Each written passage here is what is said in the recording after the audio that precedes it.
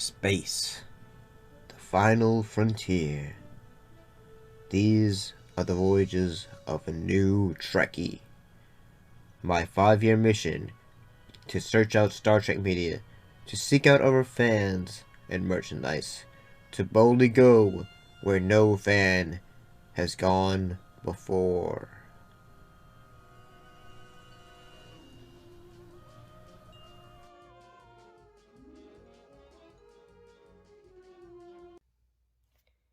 Greetings and salutations, welcome to another video. So today we're talking about, again, two episodes from the original run of Star Trek from Season 1. And in this case, we're talking about the episodes What Are Little Girls Made Of? And the following episode, Miri. So before we get into it, let's talk about the episode What Are Little Girls Made Of?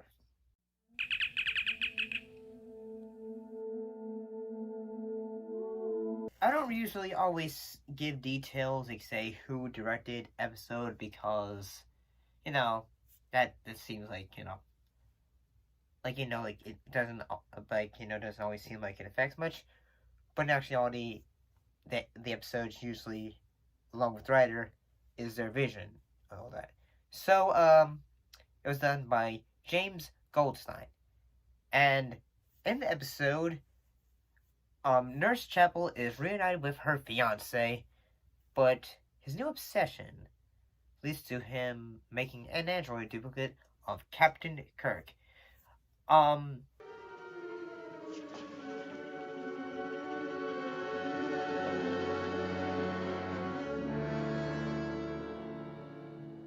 Well, there's one difference between us. I'm hungry. The difference is your weakness, Captain, not mine. so some of the actors that appear in the supporting cast are Michael Strong as Dr. Roger Corby, Shay Jackson as Andrea, Ted Cassidy as Rook, Majel Baird as Christine Chapel. One thing that I like about this episode, and I think it actually allowed Shatner the opportunity to, is the fact that he plays Kirk, and he also plays the android version of Kirk. So sort of like how in he also previously got to play an evil version of Kirk, he also gets to play, like say like another version of Kirk as well. So that actually is pretty cool. So he gets to do a bit of differences in his character, especially like say the first like when you see uh him arguing with Spock, like Spock is just gonna say, okay, this is definitely not the captain, because this was the captain, he wouldn't be talking exactly like this. And I'll be honest, for this episode, like remember Star Trek came out in the 60s, so especially for this time period, the makeup for this episode, especially for like say when the moments when it's revealed that, spoilers, Dr. Corby is actually a android. Yeah, I think the makeup reveal effects that they do is actually, relatively well done. Christine, let me prove myself. Does this make such a difference? I mean, it seems very primitive by today's standards, but it actually looks really good. Still, um, I still think that Rook, I think he's a pretty cool character. It's like he's almost like say, I mean, you could like say feel like, yeah, he's like he feels like say a Frankenstein monster, and that fact that he's just like he speaks in simple ways and all that. So yeah, I think the actor, he did a great job and all that for this character. I especially love the colors of this episode, and that, especially in the caverns, I think it looks really great, in all honesty. And yeah, I actually really think the theme of like say what does it really truly mean to be human? Like, which is like, cause Dr. Corby has made all these androids. I am Roger Corby! Then prove it. Give me that phaser gun. If there's any human left in you, give it to me. Because in his mind that, like say that these androids are they are the superior version of humanity. The fact that they don't have to eat, all that stuff. But yeah, I think it's actually the theming of what it means to be human and all that is actually, especially, is actually really well done, honestly, for this episode. No, you cannot love. You're not human.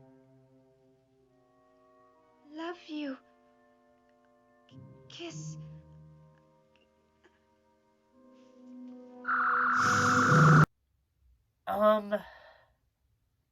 I can't really think of say what kind of influences, but if I could take a gander of a guess, I'd say Frankenstein in a way for this episode. But say man creates a machine and then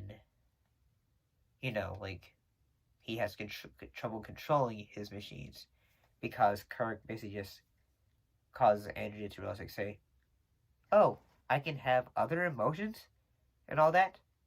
Because as soon as she realizes say, oh, you don't want to kiss me? Oh, I shall take you out now. But overall, I feel like this episode was actually fairly entertaining in honesty. So not wasting more time. Let's move on to the next one, which is the episode Miri.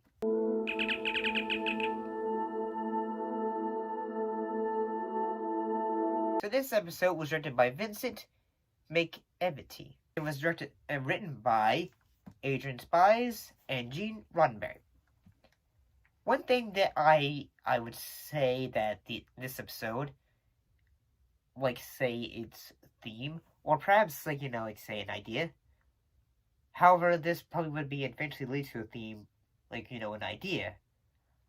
I sort of got the if I say an idea of say Children of the Corn, or say Lord of the Flies or something, and the fact that children are having to be the ones in charge and all that, but as soon as they get to a certain age, they get a disease which will eventually kill them.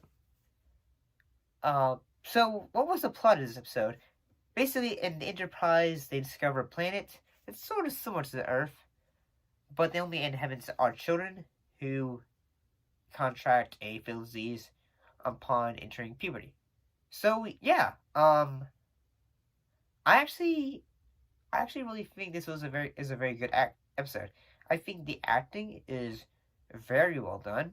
I think that even the moments when we first reveal, say, the abandoned community, the abandoned town, and all that, I think it actually is very well directed, fairly well shot, and all that.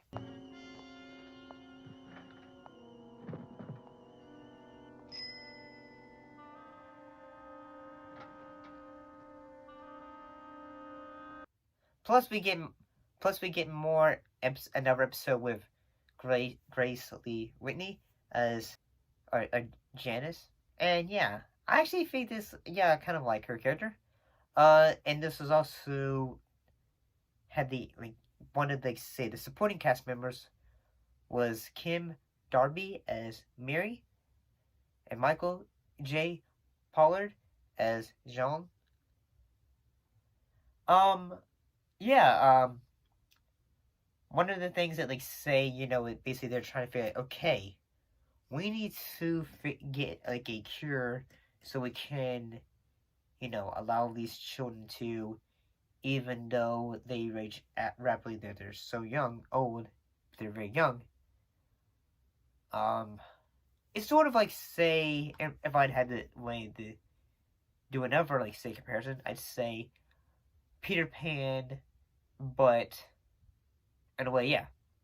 But not compared to Peter Pan, Peter Pan doesn't really suddenly get a disease, even, and then, that since Peter Pan never grows up. Actually, just trying to think, this episode was actually fairly good, honestly. Sort of like, say, sort of like the previous episode, I think especially the first moment where we see what becomes of the children as they get older, like as they reach madness and all that, I think the makeup looks really good.